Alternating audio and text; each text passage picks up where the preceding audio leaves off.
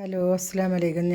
കുറച്ച് മാങ്ങ കഴുകി തുണിയോട് തുടച്ചൊക്കെ എടുത്തിട്ടുണ്ട്, ഉണക്കി എടുത്തിട്ടുണ്ട്. നമുക്ക് ഇതേപോലെ ചെറിയ കഷ്ണങ്ങളൊക്കെ അരിഞ്ഞെടുക്കണം.